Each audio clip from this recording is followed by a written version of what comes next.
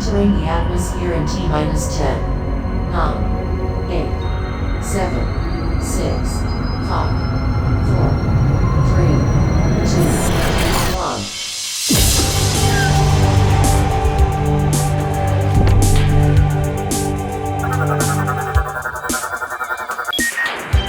Hello, everybody, and welcome to a brand new episode of the Omega Metroid podcast. I am your host, Doominal Crossing, but unlike when I usually do these hosts, I'm not alone today. We got a veteran, in fact, the veteran, returning from us once again, Mr. Dakota Latsky, Dak City. My man, how are you doing today? I'm good, man. How are you? How's your week going so far? I like the costume. I like the getup. Thank you. Yeah, well, we were talking behind the scenes. I immediately recognized the Ricky Bobby getup, but I will never, I can't forget, the Mystic Mountain Blueberry Powerade flavor, of course. And so I saw that, and I knew I had to step my game up. So I quickly whipped up the Mario cosplay, and we got a little Halloween getup going on today. So yeah, honestly, I absolutely love the Ricky Bobby jumpsuit, though. That's really good. Where did you get that, or did you make it yourself? Oh, I did not make it myself. That's crazy. No, I got it on Amazon. I was looking for one that was one piece. That's like the one thing and looks legit, and it was a pretty decent price. This honestly was pretty clutch. So I thought, I wore it for a Halloween party last Friday, and so still hanging around to it. Obviously, Halloween's this weekend. I figured this is technically the Halloween episode, really. By the time people listen to it, Halloween will be a couple days later. So I figure, why not get in costume, especially we have some potentially deceptive information that we're reading today. Why don't we put on a little bit of a disguise for the Halloween spirit? I don't know. Maybe some a bit spooky of a reach, misinformation. potentially. But yeah, no, I'm excited to be wearing a costume here on the show. It's good to be back. Good to be talking about some Metroid. I was just talking about it in the server. Obviously we're less than 2 months out from the game, but what is almost it like? 1 month out now. Almost 1 month out, yeah. So like we're Zelda releases not this Thursday, but next Thursday, and then it's Kirby 2 Thursdays after that, and then 2 Thursdays after that is Metroid Prime 4. So it's pretty much here, which is actually kind of crazy after all this time, and I'm super excited to obviously not only play it, but to talk about it as we go up to the lead up of the game release. Yeah, and I definitely wanted to talk to you about it because, we never really got your thoughts on the third trailer, and I did want to kind of talk with you a little bit about that as well, because I don't know how much you've been keeping up with the episodes. Andy and I are thrilled with the third trailer. We love what we've seen. We're big fans of the bike and how ambitious the game looks, but obviously, there's been some discussion amongst the community. Obviously, some people are maybe cautiously optimistic, skeptical, or even just straight up don't like what they saw from the third trailer, which I think is totally understandable. It's a very big departure from what you come to expect with Metroid. And I guess before we go into today's topic, I just kind of wanted to, just catch up with you, get your thoughts on all of this new, Metroid Prime 4 information before we go in today's big topic. Yeah, I'll keep it brief because obviously that trailer's been out for over a month now, right? It was like September 13th or 14th, I think it came out. Right. And I personally loved it. I thought it was great. I think I'm kind of finally seeing what I was hoping for from a new Metroid Prime, which was, some classic traditional Metroid Prime gameplay and then something that's spicing it up. And I felt like the psychic powers weren't really spicing it up too much. It felt like a pretty safe, natural evolution of Metroid gameplay. But I felt like the Viola bike in the Ferrari suit look pretty interesting, and it's different, and it's fresh. So I still feel like they're holding back a lot, and I kind of wish actually that, I almost wish we got the bike in the first trailer. The first trailer to me should have been the cool intro cutscene, a bunch of stuff from maybe the first, second, and third trailers, and then the Silex reveal. I think what we got in this trailer kind of finally gives me something where I'm like, all right, it's not just another Metroid Prime game. Whether or not it's something that actually is fun or fits in the game or works well at the other aspects of the gameplay loop, that remains to be seen. But at the moment, I'm pretty happy. I would like to see more. I still feel like there's more they can show off without, spoiling too much. But the other hand, the game's almost out. It's a month away, so we'll be finding out eventually. Yeah, I think it's cool. I was happy with the third trailer myself. Yeah, definitely. And I feel like we were kind of in similar boats. I think I was a little bit more optimistic because I was always feeling like, they're holding something back. They're being weird. They're being vague about this. Like, they're clearly, I was very adamant that like there's clearly more to this game than just it being Metroid Prime 1.5. I might have even made it on episodes where you were on before, where like I was like, there's no, if this was just Metroid Prime 1.5, Nintendo wouldn't have rebooted this from scratch. The game would have just been canceled. Like, maybe it would have been something like, hey, you know what? We tried, we gave it an honest try, it didn't work out. Give it a few years, see if the concept comes up again next time. But no, they rebooted it immediately. And to me, that tells me there is something different about this game, something that impressed Nintendo, something that they wanted to invest on, that they wanted to capitalize on. And I agree. I don't think the bike is the only thing. I think we've barely scratched the surface on this game, but I think we're finally starting to see just how big the scope of this game really is. And yeah, I'm incredibly excited.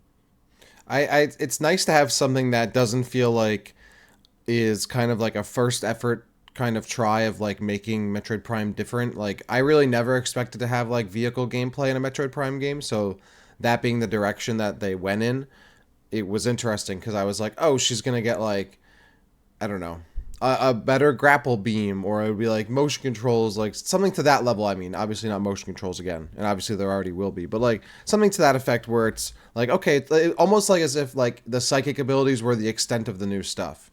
Because going back to that, I feel like if the psychic stuff was really all we were getting that was new, like, okay, like that's not super exciting. The bike is just so vastly different from what we've come to expect from Metroid Prime that it's cool. I'm excited to see like what more they're going to do in terms of implementing it. Obviously, the most of all, I hope that it's fun.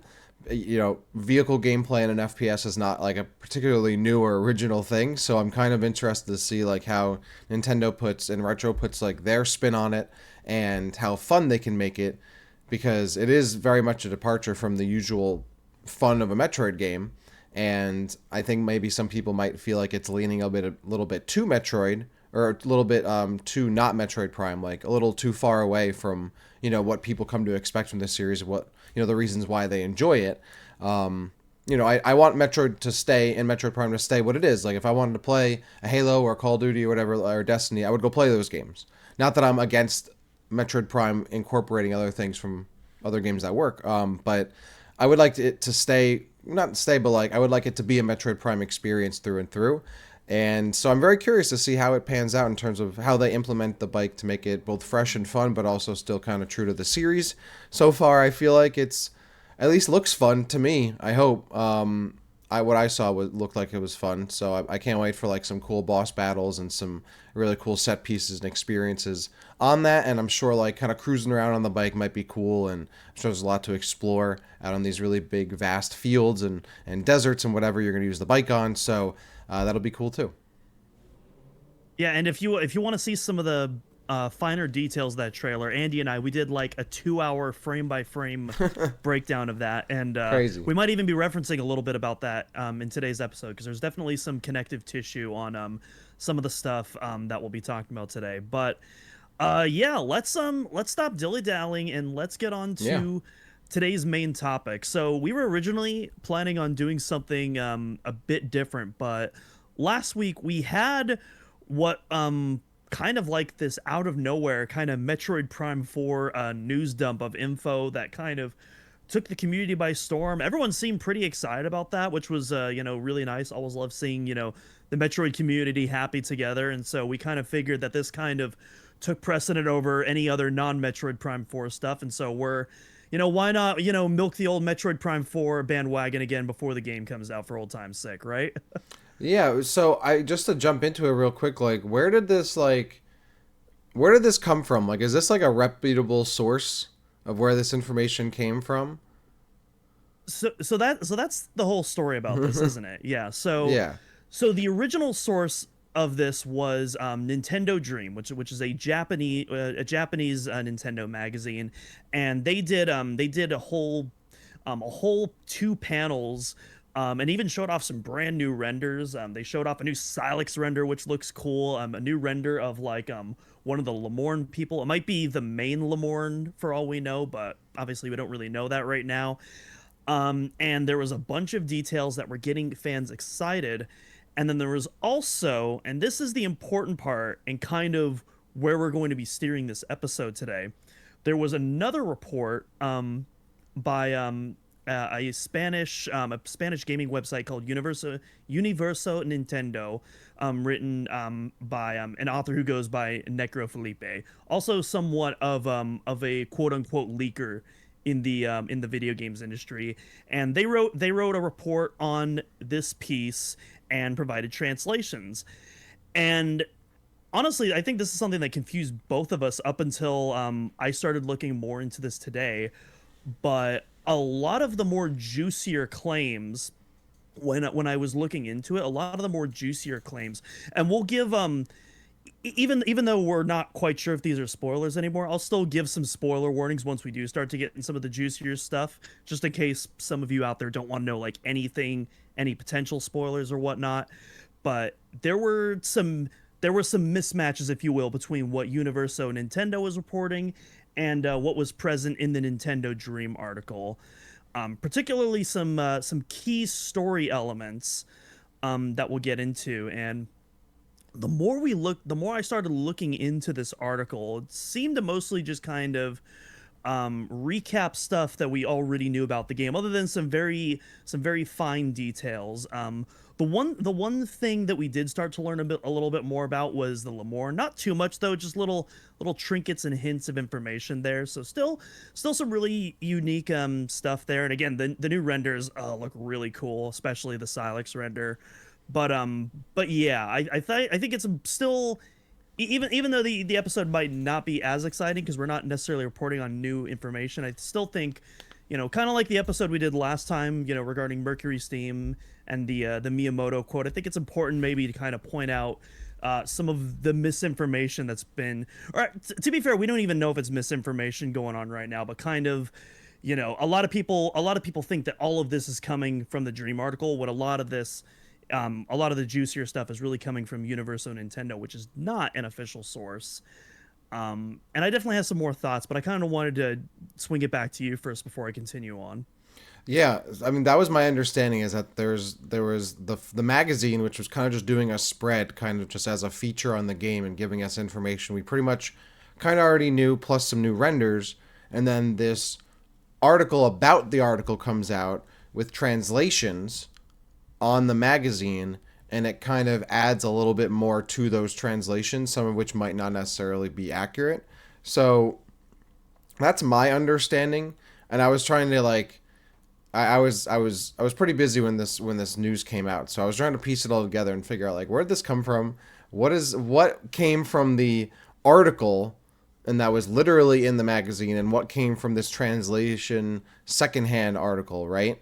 And I feel like even through this, I'll still have to kind of keep my bearings clear here, because I'm not so sure myself still where some of this information originated from. And even that, I think a bit convoluted. Yeah, and I think also the article has been potentially edited since it originally debuted, so there might be information now that has no source at all because it was removed from the second article, even though that information was already proliferated online, or spread around online, whatever.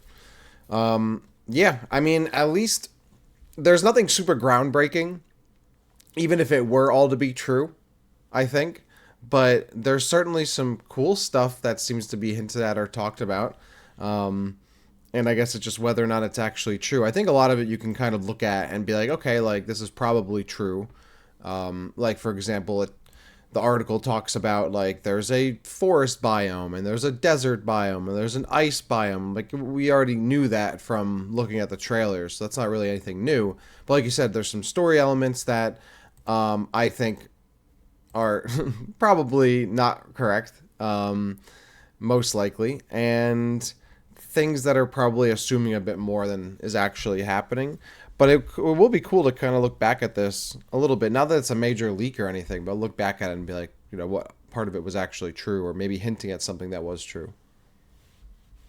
and also another thing to keep in mind, because on one hand, I'll be honest, I don't, as someone who does like, really like to study up on leaks and stuff like that, Andy and I are very much diametrically opposed on that. But as someone who like really does like getting knee deep and stuff like that, I don't really give a lot of credence to Necro Felipe personally. That being said, it should be stated that this is just at least the source of the article. Its main purpose is to be a translation. It's not supposed to be like this big scoop of exclusive information. And so I'm gonna give him the benefit of the doubt and say that like, hey, if it's not correct, it might have just been like a genuine mistranslation, because we don't really know what was used. We don't know if like an actual translator was used, if it was just like Google, or if it was AI. We don't really, it's not really stated what the source of that translation is.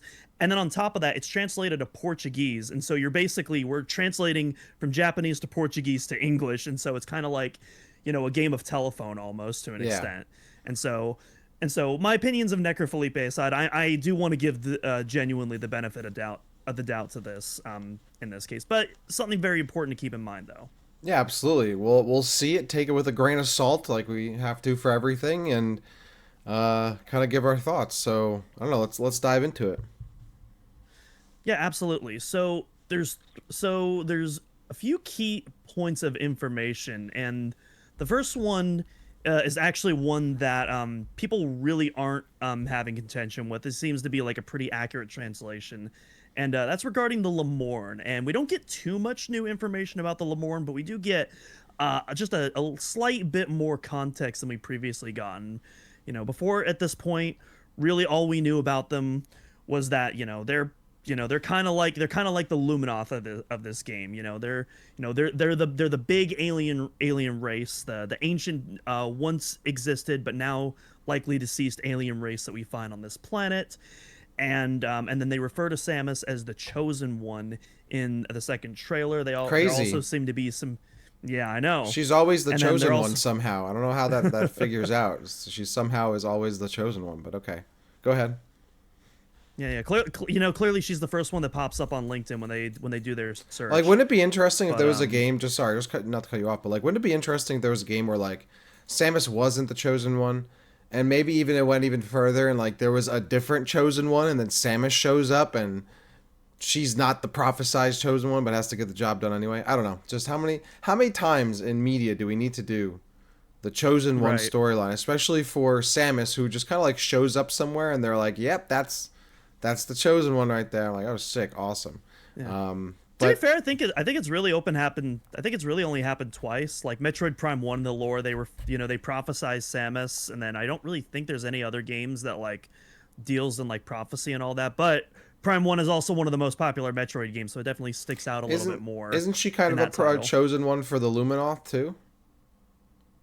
Not really. She just kind of happens to be the one. She just kind of happens to be the one there. She's literally like their last hope when she shows up, because literally because the Ing with the energy transfer device is just about to rob all the last bit of light on Ether, and then she shows up and Umos is like, "Hey Samus, good job there. We're about to get annihilated. Please help us." I guess I don't really count that. Yeah, I don't really count that as a prophecy kind of deal. I will say though, if someone like Samus showed up and started like making some good stuff happen, be like, yeah, she can be the chosen one. Like, I'm down, right? Like that seems like a chosen one to me. Anyway, sorry, go ahead. Yeah. Yeah, it's all good. But at the same time, though, I do know what you mean. It is a very like kind of cheesy and cliched trope. I think Prime handles it well enough for what it is, and so I'm kind of waiting to see how 4 handles it, especially because Prime 4 not technically confirmed yet, but obviously Tanabe has made comments in the past about how he wanted to introduce a time mechanic into Prime 4, so I could see that potentially. Making a chosen one kind of dynamic. I could kind of make that sense if time is a factor in that. But again, that's just kind of something I want to wait and see before I really judge it. I before we go ahead, I still have a feeling that the Lemorne are not allies, and I wonder if like them calling Samus the chosen one is them just trying to use her and be like, "Yeah, you're the chosen one. You gotta help us." And then they're like, "Actually, boom, we're about to betray you," or something like that. Which is kind of the vibes I get from this psychic ability stuff. Right. I think they're I think they're being serious. Like, yeah, you are the chosen one. You are the one that's going to help us do the bad thing. That's kind of the vibes I'm getting. Okay, But we yeah, can, yeah. I rock with that. Okay, But okay. because I believe I don't know if it's the U.S. website that says it as well, but the original Japanese website after the second trailer came out makes a comment about the Lemorn. Are they friend or are they foe? And this article, this is what I really wanted to get into. It also reaffirms that their intentions aren't known on whether or not they're friend or foe. I feel like that's not a thing you say unless you're setting Yeah. setting a twist up. That's not if they were just a good if they were just an ally, I don't even think you would mention that at all. So I'm definitely getting the vibes that a twist is coming. What that twist is, what their penultimate plan is, I don't know, but I definitely am not very trustworthy of them at the moment. Yeah, no, I agree. If you can introduce someone and then you're like not sure if they're a good or bad person, I'm like, well, if you keep saying it Yeah. unprompted over and over again, I'm like, all right, they better be bad at this point. Yeah, if you go through Yeah. the whole game and they're allies the whole time, like, what was the point of that?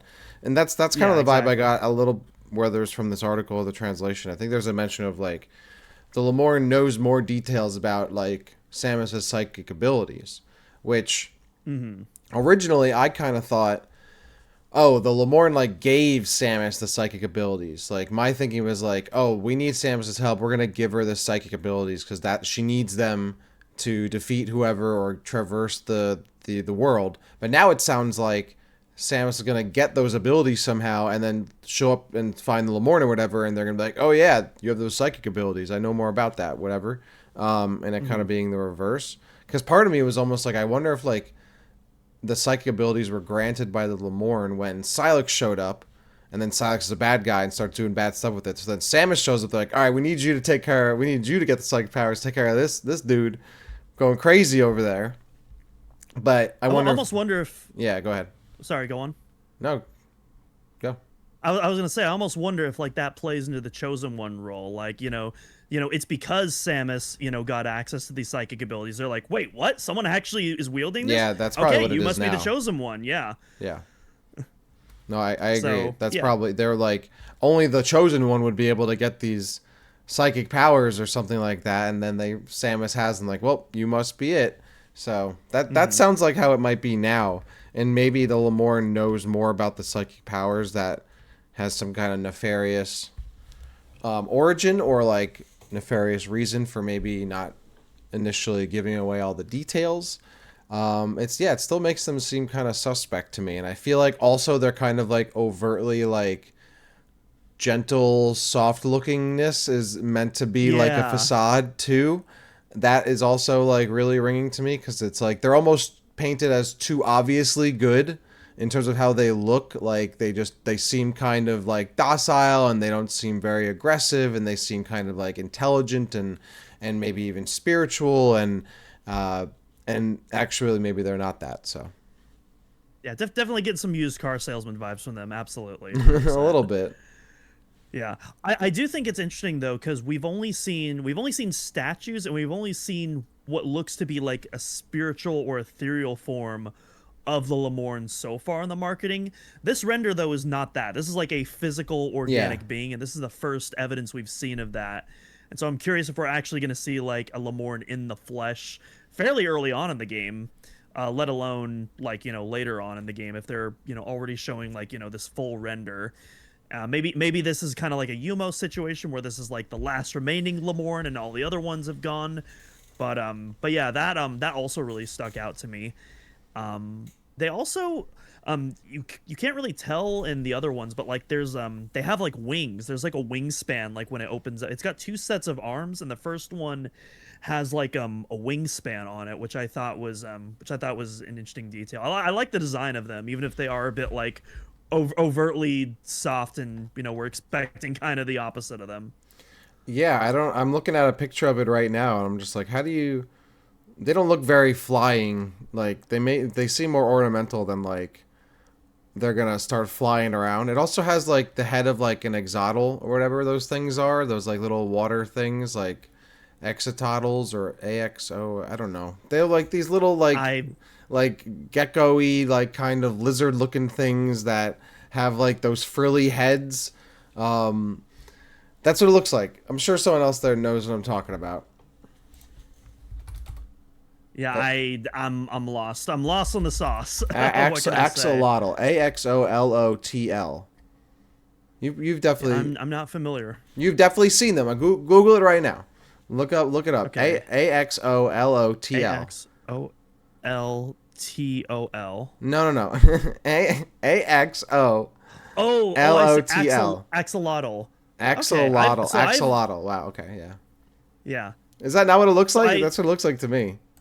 so it What does it definitely mean? looks like that. You're right. I've never seen that before though. So I was You've not never gonna know seen what you one were of those talking about. before? I've never seen that Really? before. Okay. I'm sorry. I didn't Yeah. mean to make this the amphibian podcast here, but when I saw this picture, maybe I didn't notice it previously. But now I'm looking at it like this Lamorne individual. I'm like, that looks like an axolotl. So Yeah, sorry.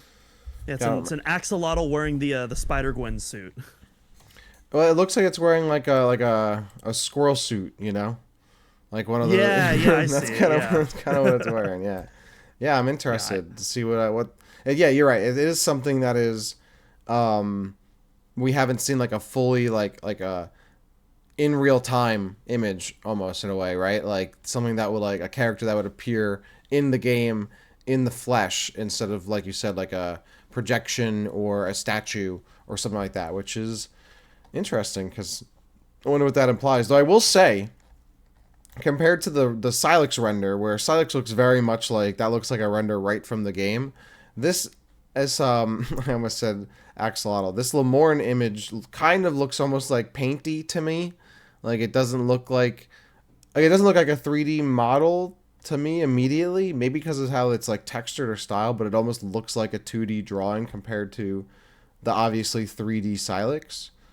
I don't know. Maybe that's just me. Maybe I'm blind and I have no artistic taste. That's just kind of what it looks like to me.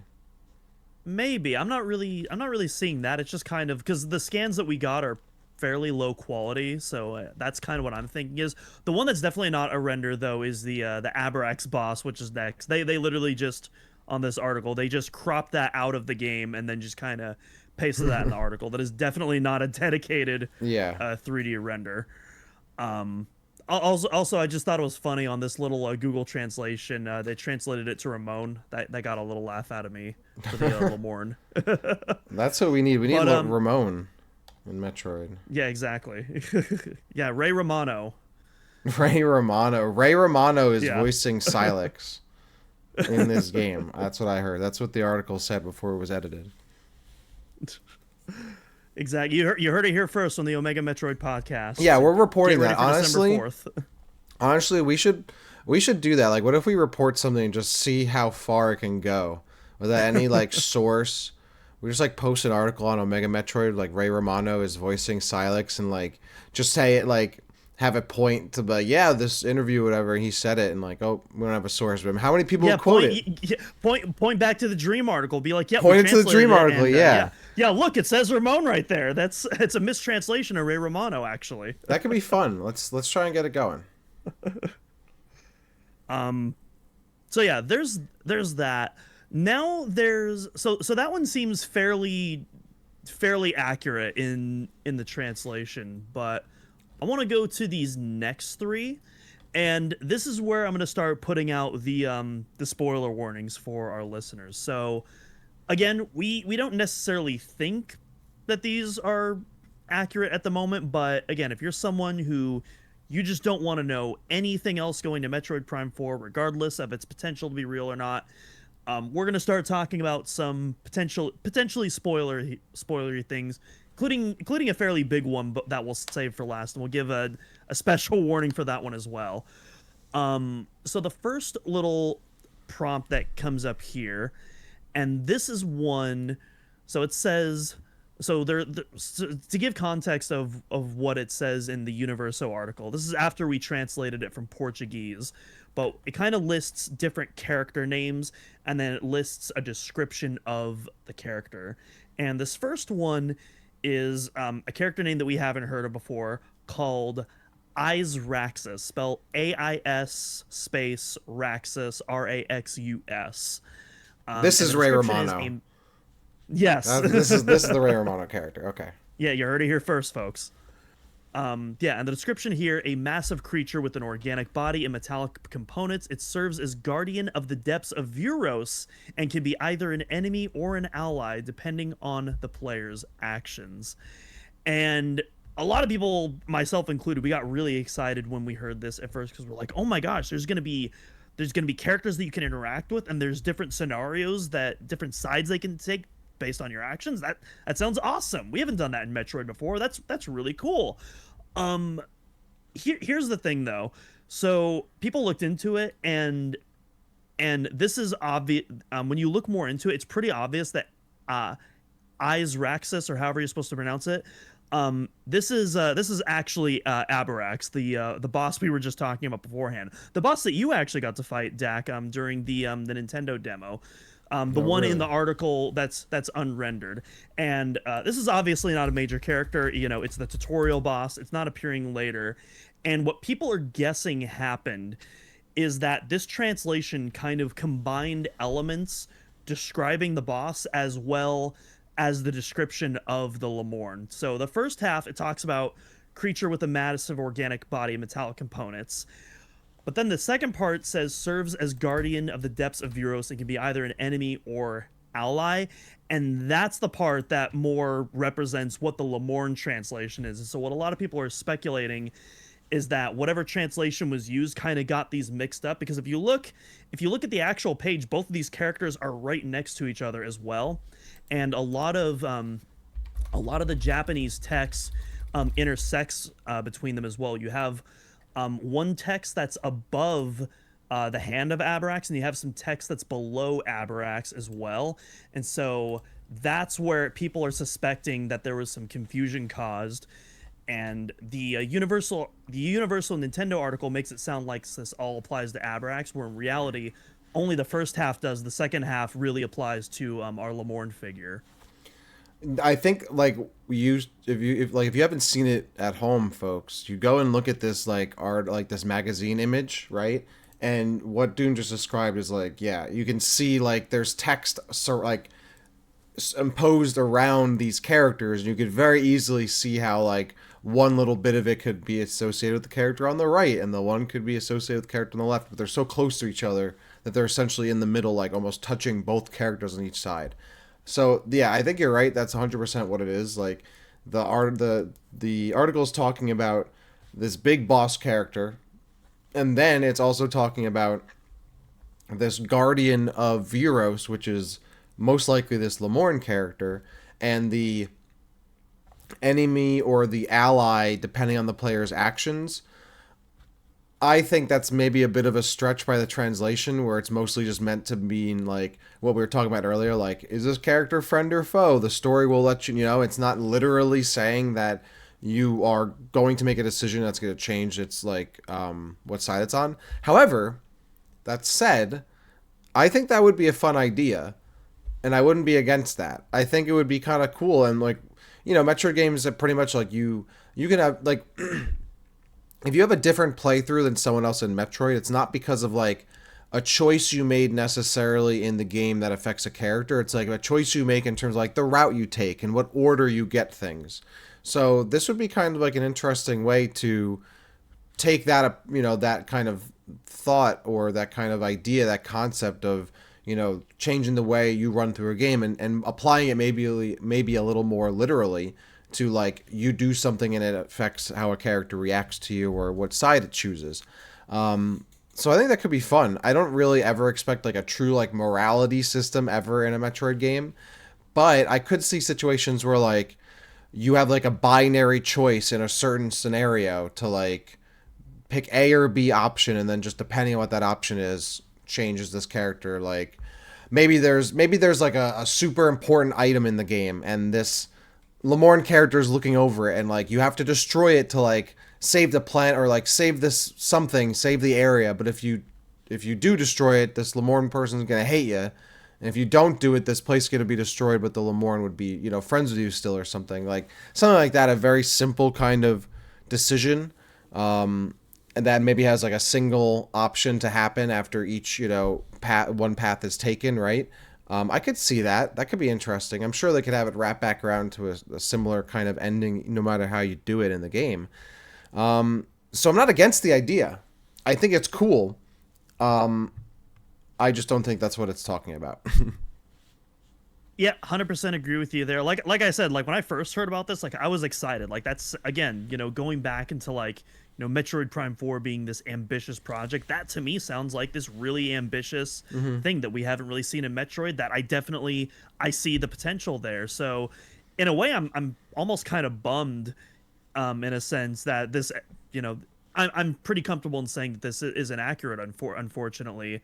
Don't get me wrong, I'm still incredibly hyped as hell for this game. Don't get me wrong, but it was like, oh, that's unfortunate that something like that, at least in this context, isn't going to be a thing. Maybe coincidentally there is something like that, but I don't think it's anything related to what's here in this article.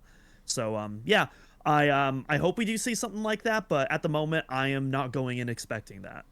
No, definitely not. And though it would be very funny if Abrax is a is a recurring character in the game, and you do have to like win them over, or it becomes more of an enemy. Like that would be very, very funny. So I wouldn't be against that. Maybe it is right. Absolutely. Yeah, that would be hilarious. So I'm actually gonna skip to the end of the article because I want to save the middle portion for the last one because that's definitely the biggest quote unquote bombshell. But the next thing I wanted to talk about is Amiibo, and this one's actually important because you alluded to this earlier, but this is actually something that Universo Nintendo ended up redacting from their original public. Oh, okay. Yeah, their original publish of the article. So initially when they talked about the Amiibo, and in their original translation, they talked about very specific unlocks. I think they talked about, and unfortunately, I don't have it with me right now because I couldn't find anyone else talking about the original incarnation of the article before it was edited. And then our Discord, our Discord was talking about it, but it's so many posts up that I couldn't find it in time for this episode. But I remember them talking about like the Samus amiibo unlocks like an art gallery, the Viola motorcycle amiibo unlocks like a retro suit, and then the Silex amiibo unlocks like Silex memories or something like that. And that last one especially got a bunch of people talking about the possibility of like another Samus Return situation where it's like, oh, I hope they're not paywalling really important story content from us, which honestly in that case I wouldn't mind because it's like you could watch that stuff on YouTube if you really wanted something like that. But anyways, that was all in the original incarnation of the Universo Nintendo article, and then it was edited and all of those items were omitted from the current article that we just took screenshots from today. There is one description at the bottom, and again, keep in mind this is a translation of a translation, but it's after it lists all three of the amiibo, it says these amiibo will also be compatible with gallery mode and future updates to the Metroid Prime series. So the gallery that was originally just attached to the generic Samus amiibo, that one seems to be kind of applied to all three of them now, and it mentions future updates to the Metroid Prime series. That to me feels like a mistranslation because I'm not really sure what to make of that, but I thought it was an interesting sentence nonetheless. Yeah, so I mean, going back to the original thing here, I wouldn't be like super surprised if they did do that. Like you plug in the Silex amiibo and you get like a slideshow of images depicting his story leading up to the game or something like that. That's like not crucial to the active plot, but it's cool backstory that probably should be in the main game, but because they want to sell amiibos, they're going to add it to that. So I could totally see that happening.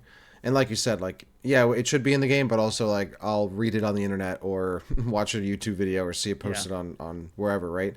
Yeah, it's not like the fusion suit in Samus Returns where like that's like a gameplay feature, Yeah, or the actual or the hard mode attached to it. Right, yeah, that would be lame. I agree with that.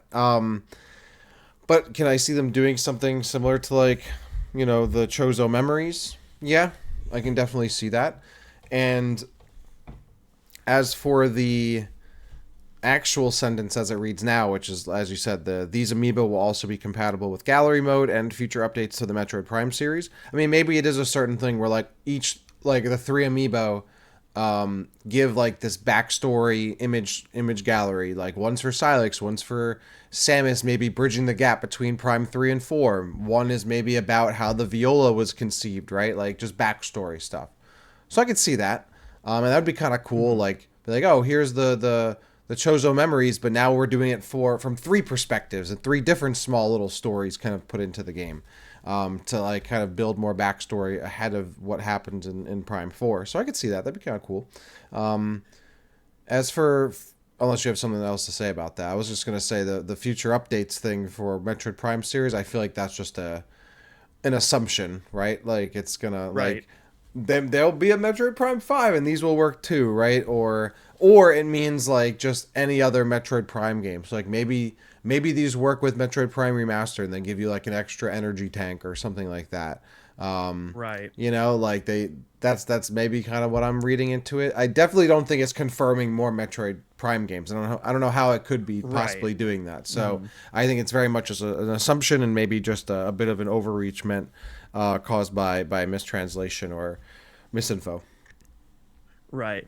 And I'll be honest, because when the amiibo were first announced, like at this point, I just collect amiibos because I think they look cool. I rarely use them in games because most of the time it is, I mean, literally Metroid Dread, it was just like, oh, refill your Aeon, get an energy tank, you know, get a missile, and that was pretty much the extent of it. And so that's kind of what I was expecting with Prime 4. So if you do get a little bit something extra, that'll be enough to get a thumbs up from me.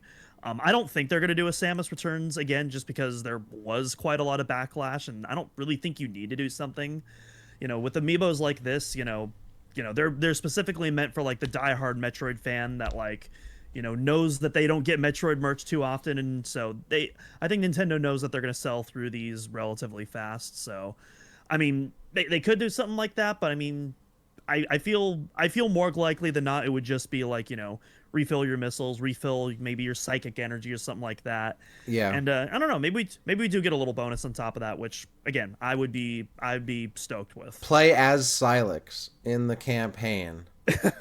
That would not make anyone angry at all. No one would be angry at all whatsoever. What if you get like the whole perspective of the game? Like the reason why we haven't seen the rest of it is because they made the game from Silex's perspective as well, and you get to play as Silex through the whole game. Yeah, it's Halo 2. They're hiding the Arbiter from us, obviously. Yeah, no, I think that's what. Imagine back then we had the Master Chief and Arbiter amiibos. You plug in the Arbiter amiibo, you get like extra camo or something like that. I don't know.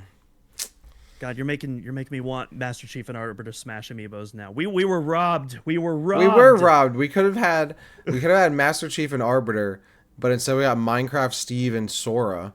And you know what? If Halo was actually still relevant when Ultimate came out and leading up to it, it probably would have happened. But Yeah. Anyway, I'll make my own custom Master Chief and Arbiter amiibos. It's hard being a Halo fan nowadays. Honestly, really. Anyways, anyways, back on our Not Halo podcast. So we're saving the juiciest one for last. And like I said earlier, I'm gonna give another spoiler warning here, even though this probably isn't accurate. But if you are someone who does not want to know even a hint of potential story elements in this game, this is the one right here. Because in the Universo Nintendo article, if true, there is a potential story hint there that gives more info on Silex than frankly we've ever gotten since the character's inception. This is a big one right here. So, and again, I don't think this is accurate, and I'll say why after this. But again, if you don't want to know anything, this is your last warning, because we are about to talk Silex backstory details. So here we go. So much like Abarax, that we were talking about previously, it lists the character's name and then it gives a little description of the character. So, Silex Silex is presented as Samus's mirror, an entity possessing the same psychic power but wielding it aggressively. It's said he emerged from ancient Federation experiments, a failed attempt to replicate the Hunter's abilities. The confrontation between Samus and Silex will be a central plot point to the narrative. And then in quotation marks, it says, the line between ally and enemy will be blurred. After all, what defines a human mind when it exceeds its own limits? So when I first read this, first off, very excited because this was like one of several non-cringe theories that I was actually hoping they would go in. And so I'm like, yes, it's not Samus's brother. It's not alternate dimension Samus. Let's go. This is like heck yeah. This is like this is like the perfect gray line that I'm looking for. That being said, a lot of people were looking at the original article, and if we look, so let's go to the actual Silex panel right now. It's a little hard to see because of the quality of the page. Some of the text appears very small, but a lot of people were pointing out when translated, the article actually doesn't mention anything about Silex himself. What this Google translation is actually referring to, and this is still a little bit of new information, but mostly stuff we already know. It's not talking about Silex himself. It's talking about Silex's suit in particular. How Silex's suit is a result of ancient Federation experiments that were made to replicate Samus. And so that's a pretty big... It's a pretty big distinction from Silex himself to just the technology. Which we've already known previously that, like, you know, all of Silex's weaponry in his suit is, you know, stolen Federation prototypes. But that is still a new piece of information that some people have theorized about prior. So if this translation is accurate, because even the Google Translate here is mentioning this, that would indicate that these prototypes that Silex stole were trying to mimic Samus's power. So even though it's not Silex himself being experimented on, according to this Google translation, that's still a pretty interesting piece of lore tidbit and something that I could still see playing a role in the game. So even though it's not quite what I initially thought, I don't know. I still think that's a pretty cool piece of information. You know, I guess I have a different opinion on it because I felt like this was kind of like, it's not new information to me, I guess. Because like you said, we did know that Silex's stuff is prototype Federation stuff. But why would they be making that stuff? Well, because they want to create powerful technology, and what better thing to base that powerful technology on than Samus, right? I mean, isn't it also a confirmed thing that like the Federation troopers, like part of their suits, that technology is also kind of reverse engineered from Samus's stuff as well. So I think the Federation Force mechs, are based off of Samus. So I don't know if the actual Marines are, but the mechs in the game are definitely, they mention it's based off of Samus's power. I mean, even if like they weren't explicitly confirmed, like I think it makes sense to assume that like the Federation comes across Samus's technology that's made by the Chozo, who are technologically advanced. They would be trying to reverse engineer it. So it makes sense to me, and I've always kind of thought this, I'm sure others have too, that like whatever Silex stole was stuff they were trying to reverse engineer from Samus. Which we also, I think, I mean, that's even kind of like a plot point in Fusion, right? Like they've like almost, reverse engineered stuff that like the Emmys as well, right? So like that's like that, and that's not something that's particularly new to the series. So yeah, I think this is really just kind of confirming what we already knew, and not necessarily new information. Obviously, the whole bit about it talking about Silex specifically is a mistranslation, and I think the word ancient is probably erroneously in there. I'm sure it means like old or past, right? Like it probably that's word the vibe past that I got, definitely. and was translated into ancient. So yeah, this was not like when I saw it, I was like, yeah, this is not new information. Like we know Silex has the psychic abilities. Samus is gonna get them. We know Samus and Silex are the two, that's the main conflict of the story, and it kind of reiterates what we already pretty much knew about Silex, which is that he is using stolen technology that was replicated off of something else, which was most likely always Samus. So it is a cool confirmation though, because I think that's like it's pretty much retreading what we knew from Hunters, but I'm sure we're gonna learn more. It is cool to kind of get that like reconfirmation though on who Silex is, and it still leaves it up in the air of like, well, what are Silex's actual intentions? Which at this point I think might be a moot point because he's running around with space pirates. Like they can't be good, you know. So like I'm curious if they're trying to spin it in a way to be like I get it if they're gonna be like with the Lamorne, like, oh, are they friend or foe? But they're also trying to do that with Silex a little bit. And I'm like, Silex is a bad guy. Like we don't like. I'm very interested to see if they try to like justify or whatever what he's doing or what he has done. Yeah, and to be fair, in this Google translation, unlike the Lamorne, like they're not really playing into like, oh, is he secretly an ally? No, he's clearly like an antagonistic figure, but the Google translation does like play into the like, who is Silex? What are his intentions? Like it really does like play up that, and so at least that to me does like pretty confirm that like, Silex's backstory is going to play like a big enough role. I don't know if it's going to be the role of the game, but like it's gonna play a big enough role to where like I feel like, I don't know if satisfied is the right word, because like maybe we're not satisfied with the answers. Maybe it sucks, but like I feel like we're finally going to get answers that we've been craving for since Hunters first came on the scene. That's what it sounds like to me, at least. What I'm expecting to happen realistically, because I don't expect Silex to come out and give like speak to Samus like, this is why I'm a bad guy. Right. Yeah.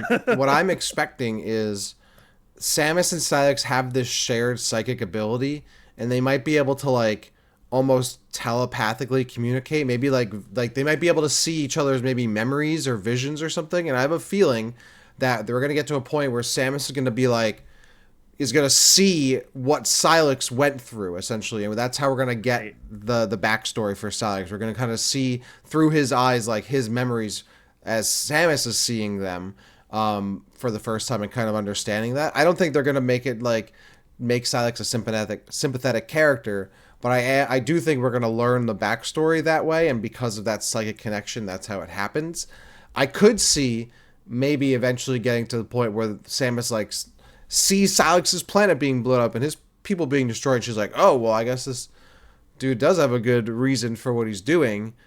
I don't think that's gonna like absolve him or anything, and them try to make him a sympathetic character. But I can see that like that just doling out the backstory, where it starts off like, oh, we're seeing part of what Silex is up to, and then we see farther back into his history, and we see him stealing the prototype stuff, and we see farther back the next time it's like Silex, the Federation destroying his, his lemonade stand, right? And he gets all mad at them. So like. Yeah. That's kind of the progression I'm kind of feeling, where that connection between them is kind of amplified a little bit, and where they're able to like dole out the backstory and some cutscenes without like having them talk to each other. That's where I feel like this is heading. Yeah, I think you might be onto something, because like even though we haven't seen any evidence of it yet, I still absolutely think that Silex also got psychic abilities when he got transported to Vuros as well, and I'm definitely expecting like some psychic one-on-one fights between them, and I could definitely see some like some mind games being played as well as a part of that, and getting some of our lore drops through that process. So which I'm not opposed to. I think that's a really clever and creative way to do that in a game that doesn't really put dialogue at the forefront. So yeah, I'm definitely on board for something like that. Absolutely. I mean, I guess that's right. I guess I am assuming it because it hasn't been confirmed that Silex has psychic powers, but like, hasn't it been though? Like, we saw that one little bit of footage where like he's literally like floating down in the sky and has like a bunch of Metroids and space pirates with him. Like, is that not the assumption that like he's able to do that because of his psychic abilities? So at least in the footage, it looked like there's like this aura behind him that almost looks like it's a jetpack, but it also could be like psychic aura. Although at this point, like there's the color purple is heavily associated with like the psychic energy, and he's still just kind of surrounded by the green aura. In that, I mean, maybe it's like a different kind of energy on the planet. Yeah, but I don't know. I think there's other I think there's other ways to describe that particular scene, and also I don't think in that scene in the third trailer, I don't think he had Metroids and space parts surrounding him. I think it was just him. But even aside from that, I do think we're gonna see some psychic Silex. And, I I'm very agree. excited for that. And I wonder like how that kind of plays into it, like if Samus is going to be able to float or be able to control Metroids and space pirates, like that could be kind of fun. Like That's how we get the 2D space jump in Prime 4. yeah, I know. What if there's like a scenario where you have to like you recruit space pirates to fight for you you put them under a psychic trance and they fight Silex's space pirates over there, and you know like you do this. That could be fun. I don't know. I don't hate that. I don't hate that at all. I'm totally down. I'm just trying to think of like if that's, let's say Silex does have psychic abilities, well, what could be, you know, coined, or what could be like jotted up to Silex being able to do this because he has psychic abilities. Now that we know psychic abilities are a thing, if you look back, like, well, Silex shows up with these space pirates and Metroids. If I had psychic powers, I'd be, well, I don't know if I would be, but because I wouldn't do something so crazy. But if you were a bad person, you'd be using your psychic abilities to take control of these space pirates and Metroids to do your bidding, right? Like, I don't know. I feel like we talked about this before, but there does feel like a relationship between the psychic energy and like the Metroids that Silex has control over. But Yeah. at least the impression that I get is that like Silex has never interacted with this artifact prior to the opening mission. So like, but the Metroids are still able to like mind control people, you know, prior to interacting with that artifact. So like, I'm not fully sure what that relationship Yeah, is that's at the moment, true. but like, Yeah. but I definitely see some parallels between the two, and I wouldn't be surprised if like something links up eventually with that. What? Okay, here we go. What if it's like a Groundhog Day scenario, and Oh, then Silex eventually shows up with those psychic abilities? What if it's like what if it's a roguelike game and you got to do all these multiple runs to break out of the time loop or something and stop Silex from getting his psychic powers? I don't know. that'd be really interesting. Yeah, I feel like I've said that a lot this episode. Like, yeah, that'd be interesting. I'm down Well, for that. you know, just kind of like, I know some of Yeah. this stuff is probably not going to actually happen. It's going to be pretty straightforward. Like, Lamorne's going to be an ally, and Silex going to be a bad guy, and we're going to have the jungle Ally. and ally, you know, that kind of stuff. Like, I don't know, some of it feels like it's probably going to be more straightforward than like our wildest imaginations are going to cook up, which is probably fair and true. But it's just fun to think about, like, oh, what if we were taking this at face value? Like, that could be that would be another change of pace for Metroid, and maybe that would be a bit too much of a change of pace, but still fun to think about. Yeah, definitely. And the kind of last thing I just wanted to talk about, because not only does the Google translation not mention anything about Silex himself being experimented on, but a plot point like that, as cool as it sounds, I was also thinking to myself, isn't that a little bit early to be making the Galactic Federation out to be murky? Because like this is before even Metroid 2, and I feel like a plot line like that would very much put them in the bad guy light if something like that was revealed. And I feel like, granted, Nintendo has been very inconsistent on that, as we've both bemoaned. But like even for Nintendo, I feel like a plot point like that might be a little bit too much this early in the Metroid timeline, at least for Samus to be aware of. You know? Yeah, no, exactly. I think the earlier and earlier you make Samus aware of the Federation being, you know, corrupt or doing these, you know, nefarious things, the less and less her decision making makes sense later in the series to continue to work with them. Yeah. But I almost feel like it's, yeah, they might not be looking at it that way, and they're just like, well, now people know in real time we know the Federation is more corrupt by all the games come out, so that's everyone's perception, so that's what we're going to lean into for future games, even if it doesn't make sense for the chronology of the timeline. So I could see that, especially since even though it is canon, there is a little bit of a story split between Metroid Prime and the 2D entries and other M's. So I could, yeah, and honestly, now that you say that out loud, I could see that. Yeah. Even though I would groan a little bit, I could definitely see that. yeah, no, that's a good point, because it's like, yeah, in the 3D games they're pretty clean cut, so now you can introduce that because that's how it's gone, and not really worry about what's happening in the 2D games. So hopefully that's not the case. I do, at least the vibes I'm getting is that like the Prime games are almost always going to be like pretty cut and dry on who the good and bad guys are, and not play like the murky waters of gray areas for the Federation. But who knows? It remains to be seen. At least at the moment, it seems like they're pretty much. Samus is pretty aligned with them, and with good reason. Yeah. Absolutely. And then that pretty much wraps up like the big news drop of that Nintendo Dream article, which again, after some thorough review and dissecting, maybe not as big of a news drop as we initially thought. Definitely a lot of stuff that's still up in the air. Some things that I'm pretty comfortable saying were some mistranslations at this point, but again, I think still an important piece of information to go over.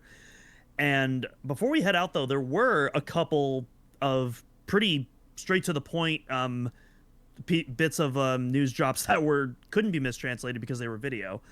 Two shorts for Metroid Prime 4 that it's interesting because Nintendo, it seems like they put these shorts up as a YouTube advertisements. And at first, when people were talking about this, I'm like, I don't know if I buy that, but I have premium, so I don't get ads, so I can't really verify them myself. But lo and behold, someone found the URLs and posted them. So we have permanent links to these unlisted trailers, so we can view them at any time we want without having to get lucky in the ad algorithm.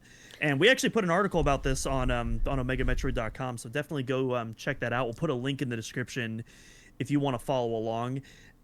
Again, these are like 20-30 second shorts, and a lot of them just kind of show similar gameplay to what we've already seen, but there is some really some new details that we haven't seen before that definitely caught my eye, at least from these two ads. So I thought we could go over them a little bit before we sign off for today. What do you think? Yeah, I don't have too much to really say on these. I don't know how the ad insertion part for YouTube works specifically off the top of my head. So to me, it's like, do you need to upload vertical videos to YouTube unlisted before you use them as like a pre-roll ad? I don't know if that's necessarily the case. Also, I don't have premium. I haven't seen these ads at all. So to me, what I think is happening is just someone found I don't know how someone found these links, but someone somehow did, and Nintendo has them unlisted on the YouTube channel, and eventually they're just going to post them.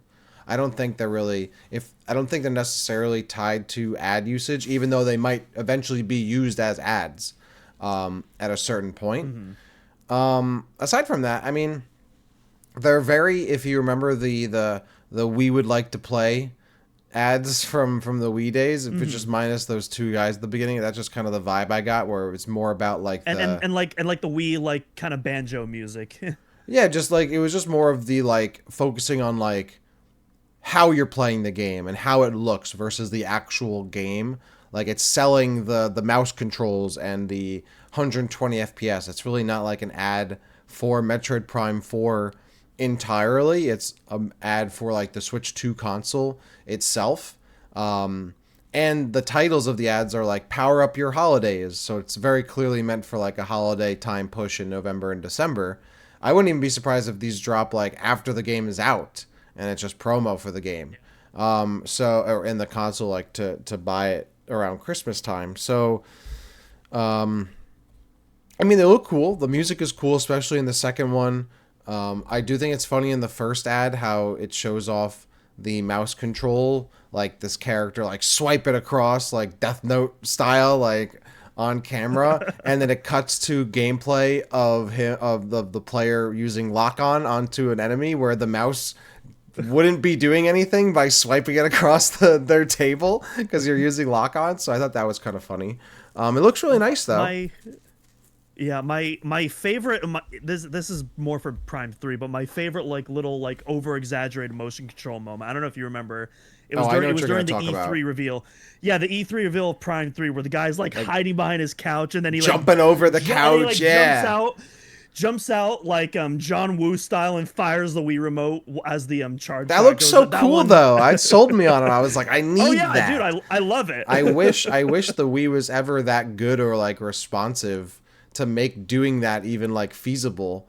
And then obviously once you play those games, like I'd rather just sit on the couch, but Yeah, I 100% Right. remember that. I knew once you brought it up, I was like, I know exactly what that is. I have such nostalgia for those Wii commercials. Like it was just, it really did feel so fresh and new. And now it's kind of funny because now you have like, imagine Nintendo dropped this back then, right? And they dropped this like you use a mouse on a console like it's part of the system. That would be like blowing people's minds, I think. Yeah. And now it's like it's cool, but it's not mind blowing, I think, for what Nintendo is doing, which is just, Right. in as much in the same way that like if they brought out the Wii now, it wouldn't be very mind blowing either. So it is just interesting how like the timing of that technology holds up versus then and now, and they're like trying to almost recreate it in a way of like showing off this cool mouse stuff and you can all that, and it's like, yeah, I mean that is cool, that's dope. But it's not like, I don't think it's going to be so game changing where like people are they have to have it, right? They need to buy it. But it is still cool, and it is nice to see some of that official ad work for the game. I mean, it is still very much a showcase for what the Switch 2 can do, both graphically and features wise. So it's nice that it has that position of showing those qualities of the Switch 2 off, and in more than one case. Yeah, most definitely. Like for me, the big feature is just, the upgraded visuals. Like, heck yeah, I want to play Metroid Prime 4K beyond 100%. The one I'd maybe do the 120 mode if it was like 1440 120, but I think going to 1080 is just a little bit too low for me, especially with a game like Metroid Prime where it's not like a hyper twitch shooter. So I think I'm fine with sticking with 60 and just getting that crisp 4K presentation for Prime 4, at least for me. Yeah, I'm okay with 60 frames like it's not, as long as it looks smooth, I'm okay with that, As long as it's not dropping down below that, I'm okay. Yeah. And it's Retro Studios. I mean, they're pretty known for like getting like really silky smooth presentations. So I'm not concerned about any of that for a bit. But I did want to talk about obviously, we've been talking about like kind of the presentation, the trailer, but the big thing that I want to talk about is some of kind of the new little droplets of information that we got. So on OmegaMetroid.com, I have both of these pulled up right now, and I'm looking at the first trailer. And then the first thing, it's not really a new piece of information. The first trailer reuses one of the pieces of music we heard in trailer 2, and I just wanted to point that out because I actually did a video when that came out. How hey, this piece of music reuses a synth patch that's used frequently throughout the Metroid Prime trilogy, but most prominently the Flugra boss battle. And I wanted to point it out again because you can hear the piece a lot more clear now that you don't have a narrator talking over it, and also the game audio is a bit lower as well. But yeah, you can hear the piece a lot more clearly now. And there's a few other synth patches I recognize. There's a snare drum that's used pretty frequently throughout the trilogy as well. You can really hear it in Chozo Ruins. It's the one that kind of almost sounds like a crack that's happening. But yeah, that you can hear that. You can hear that throughout the piece as well. So I thought that was cool. But at 4 seconds in, and I want to give credit to our one of our Discord users here, Tomzaman, I want to say. Let me scroll up. Yeah, Tomzaman here. So he actually pointed out something that I didn't notice before. So if we look at 4 seconds, we see a similar scene to trailer 2 where Samus is shooting at some of these enemies in the Viros jungle. But if you look at the top of the map, right where Samus's health bar is, on top of that same Federation wreckage, we actually see an NPC character that was not visible before on that same wreckage where a similar scene was playing out in trailer 2. And this is really interesting because during trailer 2 there was a wrench icon that we can also see here. And a lot of people were speculating, like, what is this wrench icon referring to? And it seems pretty clear to me that that wrench is the NPC that you can see off in the distance right there. It almost looks like we're protecting him from this alien ambush that's happening. And to me, that Andy and I were speculating that there's going to be side quests in this game, and this to me is like further kind of like a little tidbit that's pointing in that direction where we're going to have some minor side quests and NPC interactions, which again is something pretty new to Metroid, and I'm very excited to see how that plays out. Yeah, no, that'll be cool. I wonder if it's going to be something like Samus, because as we know, I mean, from that whole event that happens on the planet at the beginning of the game, everything is sucked in. And so Federation troopers and technology, all that kind of stuff is sucked in. And now Samus, as she's going on her adventure, probably comes across these stranded, scattered Federation troopers who need help getting back to their team or fixing something so they can escape or whatever it is. And I wonder if that's going to be something you have to do, like you said, like a side mission where, okay, you're on your main thing, but also be on the lookout for this piece of technology that they're missing for their ship or their mech or something right like that. And that's where you would go back to once you find that thing, you go back to that NPC and return it. So, or help them fix it, right? So I think that's pretty much spot on what it's going to be. And that could be fun. I think it'll be, I don't think it's going to be too crazy where you're really going off the super beaten path to find some of this stuff. But I think it'll add like that extra layer of, okay, I'm not just like going from point A to point B because that's what the game tells me. Like I'm going to point A to point B, but on the way I might stop here to grab this thing. I might stop there and circle back before I get to point, that kind of stuff. Like where your path, it gets changed up a little bit depending on what other little quests you're doing. And not necessarily just like, oh, I have a side quest. I'm going to go in this complete opposite direction of the main objective to get it done. So, but maybe I'm wrong. Maybe it will be that way. Yeah, but I do think that's pretty much exactly what it is. You have some kind of Federation trooper, some kind of technician, something like that, and you got to help them. And maybe it's even as simple as helping them get down from the tree they're in or something like that and try to free them or something like, cat stuck in a tree. Yeah, I was about to say, like, Mom, I climbed too high up the tree, help. I could see that. Like, maybe, like, isn't there, like, an image, I think, or, like, a part of a trailer where we saw, like, one of the mechs, like, caught up in branches and in vines and whatnot? Yep. Like, maybe that is one where you have to get a certain upgrade or something to cut it down so it'll help you do something, like, Mm-hmm. Yeah, literally, when we saw that in trailer, too, I was like, oh, my God, is that the Federation Force mech? And then we saw the demo, and turns out, yep, that's exactly what that is. Yeah, very cool. So yeah, I fast forwarded to 8 seconds in, and we have a first look at a brand new boss fight. This boss fight, continuing the X theme in a lot of the bosses we've seen. This is a new boss called Zelios with an X, and I don't think it's meant to look like it, but I can't help but notice the similarities to the blast ball in Federation Force. It is an eerily striking resemblance when it's fully formed. But yeah, this boss fight, it's a giant sphere with like these hexagonal pieces attached to it. It shoots the hexagons out at Samus like projectiles, and there's this green energy inside that kind of looks like the weak point. It looks like you have to wait. You have to dodge the hexagons when it fires at you, and then shoot the inside of the weak point. That's the vibes that I'm getting from this fight, at least. Looks like a fairly simple early fight, much like Abarax and Carvex. And then one thing that stood out to me, and I don't think it's as big of a deal as I initially thought when I saw it, but I noticed that the missile indicator in this screenshot was yellow. So I'm like, ooh, it's yellow now. Why is it yellow? But another thing I realized is that Samus also has 6 out of 25 missiles remaining. My guess is that it's yellow just as a visual indicator to show the player that, hey, you're low on missiles, so that way you don't have to squint your eye and see just how many missiles you have remaining. I think it's just a nice little quality of life improvement there, nothing more. No, I 100% agree. It's yellow when you get down to like 10 or less or 5 or less, and then it's red when it's at 0, and it's just something you can see at a glance. But I also noticed, if I'm not mistaken, in those videos, the bottom left like 4-way selector, right? That's kind of been like, it has like the missile launcher on the right. It's still empty. We still don't have what those other spots are going to be for.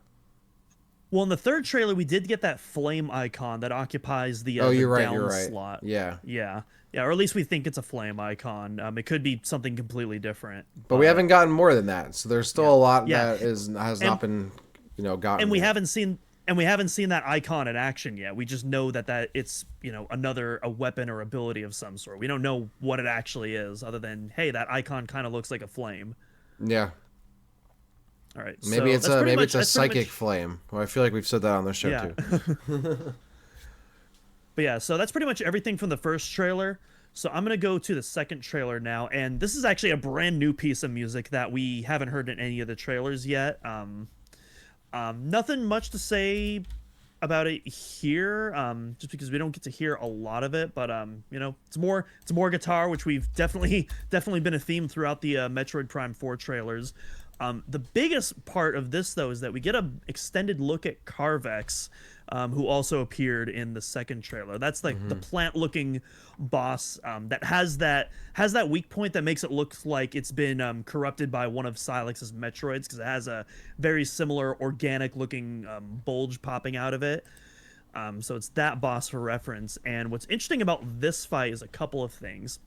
So in the third trailer, I noted that Samus's missile icon looks different than the ones that we had seen in the previous trailers, including the intro. And so I had two possible theories. One, they simply just changed the missile icon for the final game, or two, maybe this is a hint that like all of these weapons have stackable upgrades, and this is like some sort of missile upgrade. Maybe it's this game's super missile. But we also couldn't really, or at least I couldn't really see any difference between the missiles that Samus fired in trailer 3 versus the other missiles, and so I wasn't 100% sure. Well, in this one, we see the brand new missile icon with the Carvex fight, which originally had that old one. So I'm putting my foot down. I think in this case, this is just simply an updated missile icon for the final game. I don't think it's indicative of a stackable upgrade. I do hope that these weapons have stackable upgrades. I think that would be really cool, but I don't think that's what this icon is hinting at. No, I do hope we get upgrades for the arsenal. I agree, though. I don't think it's necessarily hinting at that. But maybe it could be. Maybe it's like a toggleable type of beat, and maybe that's why we're seeing it, but not necessarily like seeing it in action. Maybe just kind of seeing it on the UI. I don't know. It's also possible that maybe in the other Carvex footage we saw, the player hadn't collected this missile upgrade, but in this one they did. It doesn't necessarily have to be from the same run, but I'm going to go on the assumption for now and just say that it's probably just an updated icon. But I hope I'm wrong. I guess we'll find out soon. So we see a little bit more of the boss in action. So in the first shot, we actually see it using leaves to shield that kind of bulbous-looking Metroid weak point. It also fires a similar kind of ground vine attack, similar to what Flagra did in Prime, where it like shoots the vines vertical at you. So a bit similar to that.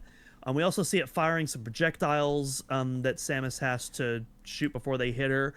The really interesting part, though, is the final third of this trailer, where Carvex's health is down to its last third as well, not just the trailer. But now the boss has like it's grown like all of these branches, and it's like expanding like out into the arena, and it's like blocking off certain paths and making it harder to navigate and move around. And that, to me, that looks really freaking cool. So I'm really excited to see how that whole thing plays out. It almost makes it look like, the more, each phase of the boss, it's going to like, take over more of the arena and make it, more difficult to kind of dodge and move around, which I think is great. I love bosses that really, challenge your movement abilities and really force you to think outside the box. I'm also wondering if like maybe there's like some areas where you're gonna have to get into Morph Ball and dodge some of the vines rather than just strafing around the arena like previously, especially now in this game with the transition being a lot faster than in the previous 3 games. But yeah, this part of the fight genuinely looks really cool, and I'm excited for this. It's the boss I think that I'm most interested in fighting out of the 3 we've seen already. Even though like all of the bosses so far kind of feel like a little bit of rehashes of previous Metroid Prime bosses. That's not necessarily a bad thing, but that one seems like the most dynamic and a little more fun than just like dodge the attacks and shoot the weak point, which is going to be a lot of these enemies. So I'm curious to see more about it. I'm sure these are like the first 3 kind of bosses you get in the game, and then we'll see where it goes from there. But yeah, so that's pretty much where that ad ends there. And so yeah, despite it being 2 16-second ads, 32 seconds in total, which technically that's not right, because there's still like the power up your play logos, which occupy those ads as well. But yeah, despite that, still some really cool tidbits of information, and that kind of closes up the surprising week of Metroid Prime 4 info that that none of us really expected to get. So very cool stuff there. My goodness, we're almost a month away, Dak. I am ridiculously hyped right now. It is crazy. We're literally within, within 40 days, I think it is, or something like that, of Prime 4, maybe less, maybe a little around that. I don't know. But math is bad, but my math is bad, but my passion for Prime is there, and it is super exciting that literally in a month, right after, one holiday break, we get Metroid Prime coming up, and then who knows what happens down the line. But I can't wait to play. I'm excited. I'm also pumped for the next few weeks, because I feel like everything's going to start to ramp up pretty soon. So Zelda drops pretty soon, and then it's Kirby, and then it's Metroid. It is a shame that like Metroid isn't kind of like uncontested in its area. Like I feel like we'd be getting maybe information sooner if we didn't have Zelda and Kirby coming up just before, but I'm still willing to be patient. I just want to learn some more. Then again, I feel like I've learned a good amount of the game. I'm like, all right, maybe I just want to experience it like when it drops. How much more do I really need? Like I'm buying it, so like I don't know if I need any more to convince me, but I'm just hungry for more information and more Metroid Prime 4. So I want to see if we do get it. But if we don't get more, then that's so cool too. Yeah, I'm definitely with you there, where it's like, on one hand, it's like, oh, I'm so hyped for this game, I'm ready to eat, but at the same time, it's like, this game comes out in a month. I'm already sold on the game. Like, I'm already excited, I think the less I know going in, probably the better at this point, because, especially after the bike reveal, now that, like, now that I'm comfortably know how big this scope is, it's like, okay, pretty much any sort of fear or concern I had is just completely laid to rest at this point, and yeah, I'm just really excited. Next week, so technically tomorrow, after we're finished recording, and yesterday by the time our viewers are listening, the Metroid Prime 1 through 3 visual retrospective will have released, and next week we are going to be opening that book up, and we are going to be dissecting all of those new contents. Obviously there's some stuff, some concept art that we've seen before, but we've already gotten some previews of some brand new concept art that hasn't been released. I'm sure that it's gonna be filled with tons more that we can't wait to talk about. We've already gotten some quotes from Kensuke Tanabe, and there's gonna be a ton of other stuff. Then we're just gonna be going over all of that next week and just kind of really diving in. We're only expecting it to be one episode, but depending on how much content is, maybe it's a two-parter, but obviously, I can't promise anything until we read it, but that's pretty much what you're going to be looking forward to next week.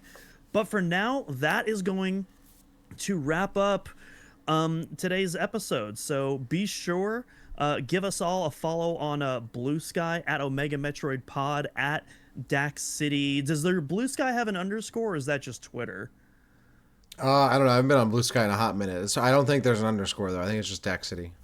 Gotcha. Dax City on Blue Sky, Dax City _ on Twitter, and then you can follow me and at on Twitch. Duminal Cross on everywhere. Yes, at Twitch, where my boy is streaming, or at least trying to do it on a weekly basis, right? Yeah, I've been streaming here and there. I've been playing some different games, but I will definitely be playing Metroid Prime 4 when that drops. So. Absolutely.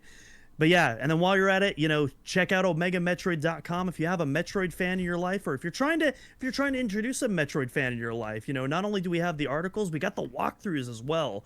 Great for all the new Metroid players. So definitely spam them with those walkthroughs if they're having trouble.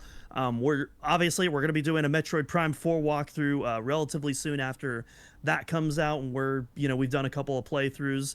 But we're trying to get at least one more out the door before that happens, but no promises. And of course, you can listen to the podcast if you're not listening to it right now. Why would you hear this if you're not? But you can follow us on Podbean, on Spotify. You can see our lovely faces on YouTube if you're into that. You can see our Halloween costumes on YouTube right now, as well as all of our faces on the previous episodes. So definitely check us out there. That will wrap things up. And until next week, folks, I'll see you all next mission.